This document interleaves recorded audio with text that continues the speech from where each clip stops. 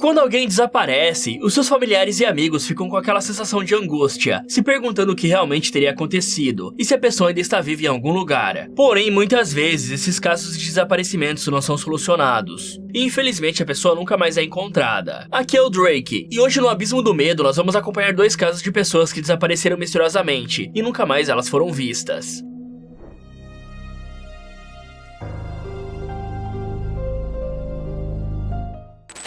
Existem pessoas que são completamente viciadas em adrenalina, fazendo coisas absurdas para sentirem diversas emoções, e principalmente para se sentirem mais vivas. Porém, nem sempre isso acontece, porque graças aos riscos que essas pessoas se expõem, às vezes elas podem sair para uma aventura e nunca mais voltar. Esse é o caso de Marco Siffredi, que era um snowboarder e montanhista francês que veio de uma família de escaladores. Por causa disso, podemos dizer que Marco já nasceu com os genes de aventureiros em seu sangue. Seu pai era um guia de montanha, e seu irmão mais velho Pierre morreu em uma avalanche em sua cidade natal enquanto praticava esportes, em Chamonix, na França. E Chamonix é conhecida como o berço do alpinismo, e também desenvolveu para si a fama de ser uma das cidades pioneiras em sediar as primeiras Olimpíadas de Inverno em 1924. E isso tudo combinado fez com que surgissem diversos malucos que queriam esquiar os lugares mais íngremes nas maiores velocidades possíveis. E foi nesse lugar que Marco cresceu, tendo uma montanha cheia de malucos por adrenalina no seu quintal, que praticavam esportes perigosos como o esqui extremo, que era conhecido por ser um esporte em que se você cair durante as acrobacias,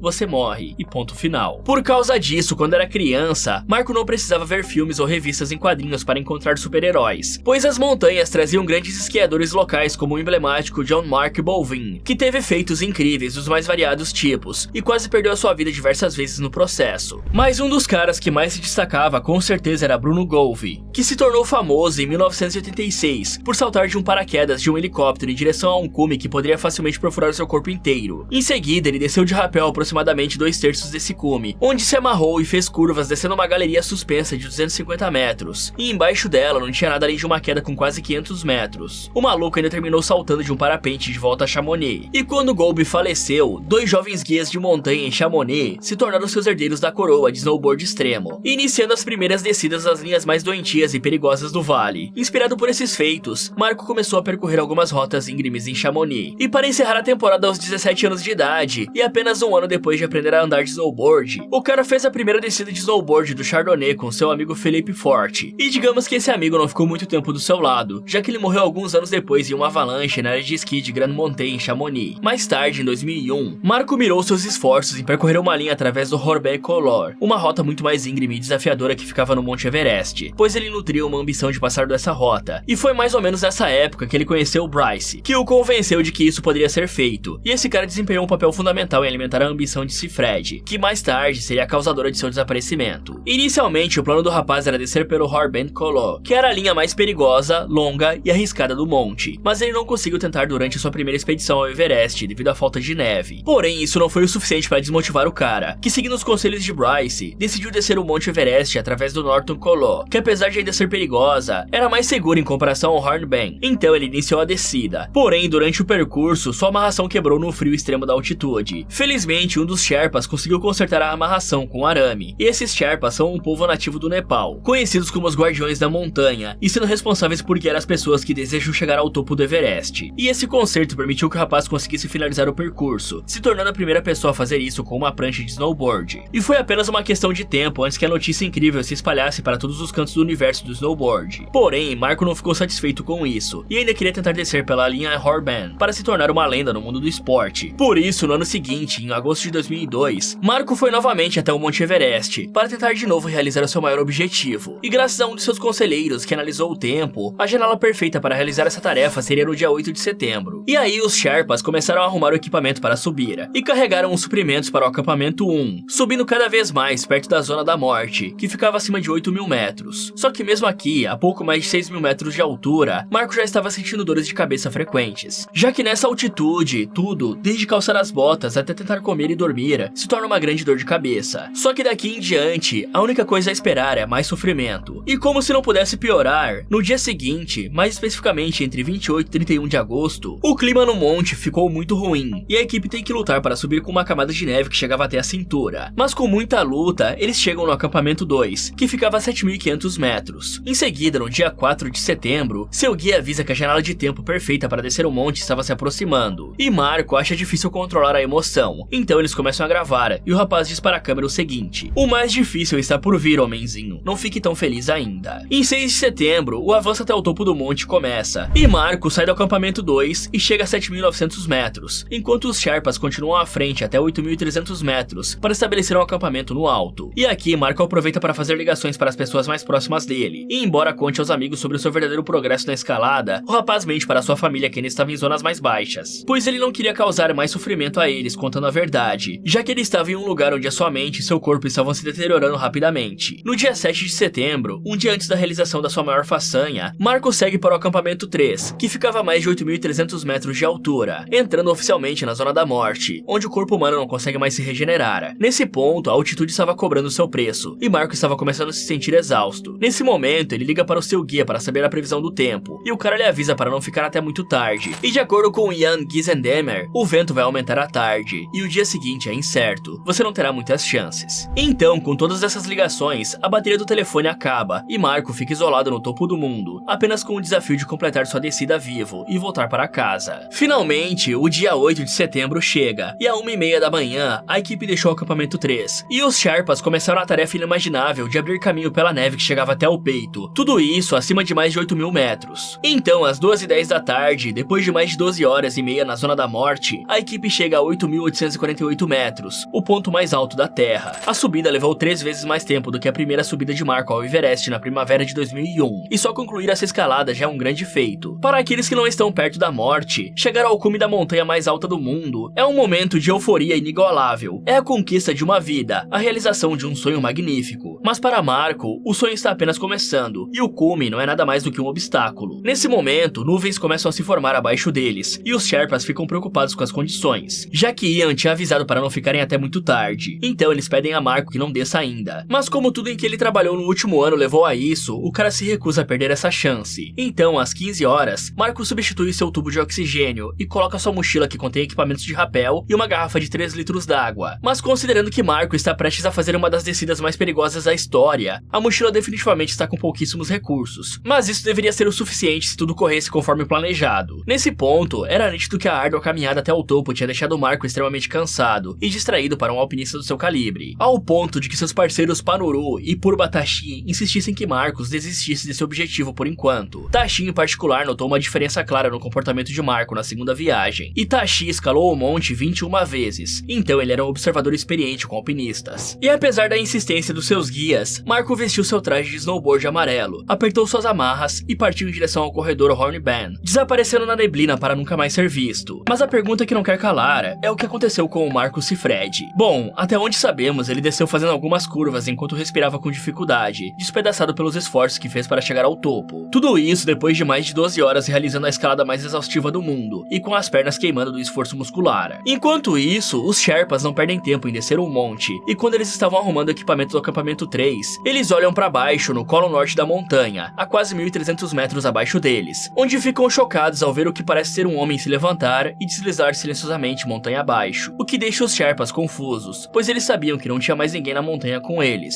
Porém, tudo fica ainda mais estranho quando eles chegam no colo norte, onde viram aquela figura misteriosa, e lá não tem pista do snowboard e nem rastros visíveis de Marco. É nesse ponto que eles sabem que o rapaz está morto, porém o cara simplesmente desapareceu, e mesmo com várias buscas seu corpo nunca foi encontrado. Depois desse sumiço trágico, um memorial foi realizado para Marco no acampamento base do Everest, quase um mês depois do seu sumiço. A família dele toda estava lá, junto com a sua namorada e seus melhores amigos, além de um número extraordinário de Sherpas, e a cerimônia foi emocionante. Mas quando o canto dos sacerdotes budistas começou a desaparecer, as nuvens se levantaram, e lá, claramente visíveis no cume, estavam as pegadas de Marco, mesmo um mês depois, a mais de 3.800 metros acima deles. Porém, seu corpo nunca foi recuperado, e nenhum vestígio dele foi encontrado, além dos seus rastros iniciais descendo o cume. Sem nenhuma pista, é difícil adivinhar o que poderia ter acontecido, e uma das teorias é que ele poderia ter feito a travessia pelo topo da face norte até o corredor onde uma avalanche poderia tê-lo varrido da montanha, e enterrado ele fundo na pilha de neve. Outra teoria é que ele fez uma curva errada e despencou de quilômetros de altura até a base da montanha. No entanto, há outras, como a irmã de Marco, a Shuri, que tem certeza que o Marco ainda está vivo em algum lugar no Tibete, vivendo com pastores de iaque, escalando picos inexplorados e lançando novas linhas, sempre perseguindo o santo grau da descida final.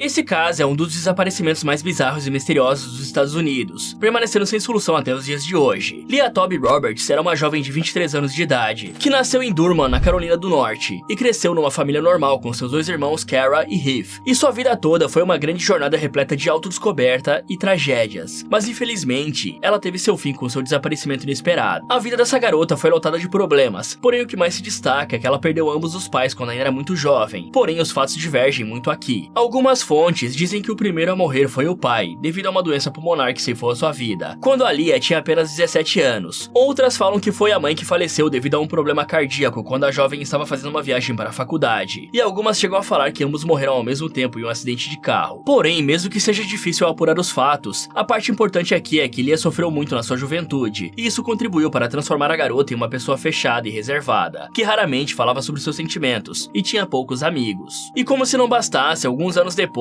ela estava dirigindo quando colidiu com um caminhão de reboque, causando um acidente que quase ceifou a sua vida. Graças a essa colisão, ela teve um dos pulmões perfurados, e seu fêmur direito foi tão destroçado que tiveram que inserir uma haste de metal no lugar para que a jovem conseguisse voltar a andar. Mais tarde, quando ela foi conversar com uma de suas irmãs, Leah disse que quase tinha certeza de que iria morrer nesse acidente, e isso tudo fez a jovem reavaliar a sua vida. Então ela começou a explorar as suas paixões em busca de autoconhecimento, viajando e mergulhando na espiritualidade. Depois disso tudo, Leah só conseguiu encontrar conforto nos escritos de Jack Kerouac, o autor da geração Beat, que escreveu sobre as viagens de carro de espírito livre que ele fez pela América, e como isso poderia transformar a vida de um indivíduo. De todos os contos, o favorito de Leah era chamado de Dharma Buns, uma história que encoraja o leitor a deixar para trás o materialismo da vida moderna. Outro fato importante é que parte desse livro se passa em um mirante de incêndio florestal, no Desolation Peak, perto do Monte Baker, no estado de Washington. E como a jovem herdou muito dinheiro dos seus falecidos pais, ela não tinha emprego, e passava a maior parte do seu tempo lendo os livros de Jack numa cafeteria local chamada Cupid Joe. E de acordo com a Janine Quiller, uma amiga que Leah conheceu na Cupid Joe, Leah tinha falado sobre querer visitar o Desolation Peak, e expressou o desejo de fazer uma jornada solo de autoanálise. Só que aparentemente, Leah Roberts secretamente decidiu transformar seu sonho em realidade, e apenas 3 meses antes de se formar na faculdade, na manhã de 9 de março de 2000, Kara ligou para Leah, que parecia estranhamente bem-humorada, e não deu nenhuma indicação de que ambas não se falariam de novo. E é a partir daqui que as coisas ficam bem estranhas, pois esse mesmo dia, Leah empacotou a maioria dos seus pertences, e pegou a sua gata Bee para lhe fazer companhia durante a viagem. Em seguida, a jovem sacou $3 mil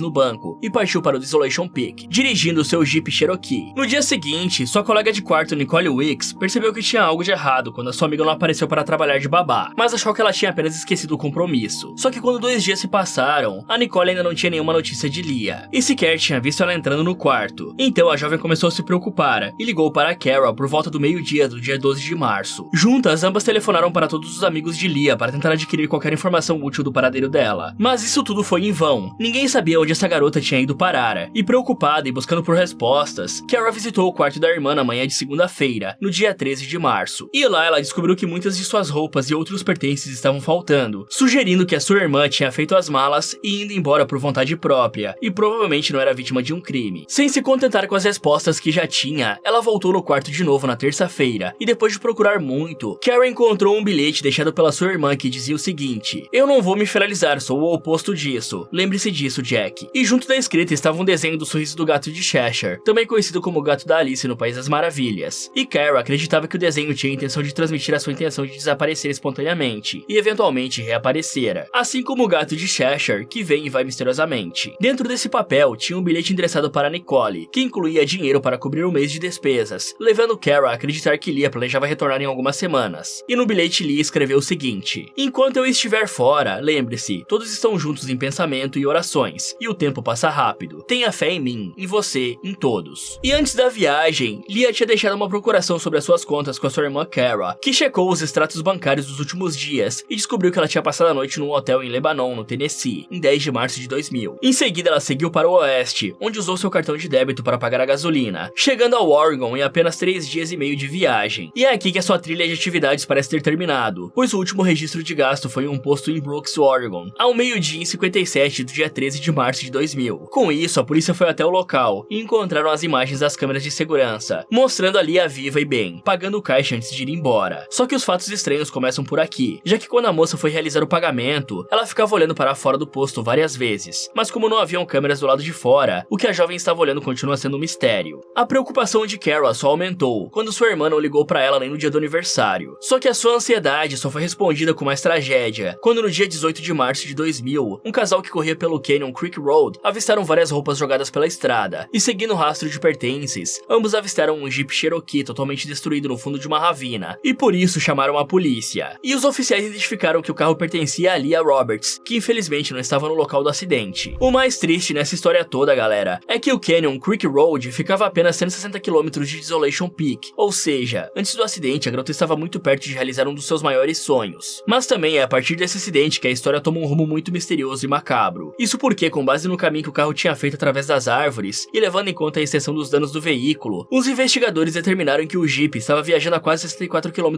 por hora quando saiu da estrada e desceu a ladeira, fazendo o conteúdo dentro dele ser jogado para fora depois de capotar diversas vezes. Um acidente que certamente geraria ferimentos graves. Porém, os investigadores não encontraram nenhuma única gota de sangue no local, nem mesmo tensão no cinto de segurança, danos ao para-brisa ou outros sinais de ferimentos nos passageiros. Isso tudo levou eles a considerar a possibilidade de que ninguém estava no carro quando ele bateu, mas a polícia acreditava que era impossível alguém ter pulado do veículo em movimento, e também não tinha sangue por perto em toda a extensão da estrada. E é ainda mais estranho que também não tinham sinais de que o carro foi empurrado, e se esses sinais existissem, o acidente podia ter sido encenado. E talvez o mais intrigante de tudo é que cobertores e travesseiros foram colocados nas janelas quebradas do carro após o acidente, indicando que ele pode ter sido usado como abrigo improvisado em algum momento. Uma avaliação completa do veículo só fez os oficiais ficarem mais confusos, pois não tinham sinais de que qualquer outra pessoa tenha viajado junto com a Leah, e a própria garota ainda não tinha sido encontrada em lugar nenhum. Dentro do carro e nos arredores, os policiais encontraram os seguintes itens: as suas roupas, o passaporte, uma carteira de motorista, cartão de crédito, talão de cheques, violão, CDs e $2.400 em dinheiro, o que significa que onde quer que ela estivesse, ela estava com pouca grana. E como a maior parte dos seus bens ainda estava no local, as autoridades descartaram a possibilidade do acidente ter sido causado por algum ladrão que queria roubar as suas coisas. E também pedaços de comida de gato e uma pequena caixa de transporte para gatos foram encontradas no veículo, confirmando que Roberts levou o Bee na viagem com ela, embora o gato também nunca tenha sido encontrado. O mais perturbador para seus entes queridos é que o anel de noivado de diamante da mãe de Leah, que diziam ser o bem mais valioso da jovem, foi descoberto embaixo do tapete do veículo. Quando ficou sabendo dessa informação, Nicole Weeks ficou em choque, pois de acordo com ela, esse era um item muito sagrado para ela, e não importa em que tipo de estado emocional ela estava, Leah nunca teria deixado aquele anel para trás. Algum tempo se passa, e as buscas por Leah começaram, pois a polícia acreditava que a garota tinha conseguido de alguma forma sobreviver ao acidente, e caminhado para a floresta. Então, uma equipe de busca e resgate foi colocada em ação, e nela incluía de tudo, de cães treinados até helicópteros para fazer uma varredura aérea da área. 2 semanas foram gastas vasculhando o local do acidente, mas nenhum sinal de Leah foi encontrado. Com esse fracasso, uma segunda busca foi realizada no final dos anos 2000, usando cães treinados e detectores de metal, pois a polícia esperava conseguir detectar a haste de metal que ficava na perna de Leah, achando que a jovem podia ter batido as botas na floresta e sido soterrada por algo, mas essa busca também não revelou nada. Algum tempo depois, Kara e Heath Roberts foram até Billingham para tentar ajudar os investigadores às buscas. Juntas, elas visitaram o local do acidente e, com a ajuda do gabinete do xerife, criaram folhetos e espalharam pela cidade. Elas também foram até empresas locais para perguntar se os funcionários ou clientes tinham visto a Leah, pois entre os pertences dela, seus irmãos encontraram uma caixa de lembranças da viagem, que mostrava claramente quando a Leah tinha chegado na cidade. Isso porque ela comprou um ingresso para assistir ao filme Beleza Americana. No shopping, Kara viu de longe um restaurante, onde tinha certeza que a sua irmã comeria se fosse até aquele local. E lá dentro, quando perguntou às pessoas se tinham visto Leah, surpreendentemente, 2 clientes se lembraram da garota. Os 2 homens disseram que conheceram Leah no restaurante, no dia 13 de março, pois se sentaram ao lado dela no balcão e conversaram com ela sobre a sua viagem. Porém, um deles disse algo que levou a uma quebra no caso. Vamos chamar eles de Homem 1 e Homem 2. O Homem 1 chamou a polícia mais tarde para fornecer mais informações, alegando que Leah tinha falado com um terceiro homem que estava sentado do outro lado dela, antes de deixar o restaurante sozinha. Mas quando a polícia contatou o Homem 2, sua história foi um pouco diferente, pois o cara alegou que Leah tinha conversado sobre os livros de Jack e suas viagens, antes de sair com um terceiro homem chamado Barry, que ele foi capaz de descrever em tantos detalhes que um esboço composto foi renderizado. O primeiro homem não mencionou ter visto Barry, e a polícia suspeitou que ele pudesse não existir, tornando o segundo homem um possível suspeito. Uma semana após o Jeep ter sido encontrado, um homem anônimo ligou para o gabinete do xerife, alegando que a sua esposa tinha visto Leah agindo desorientada em um posto de gasolina, mas antes de fornecer mais informações ele entrou em pânico e desligou. E esse posto de gasolina era um Texaco em Everett, Washington, localizado a cerca de 48 km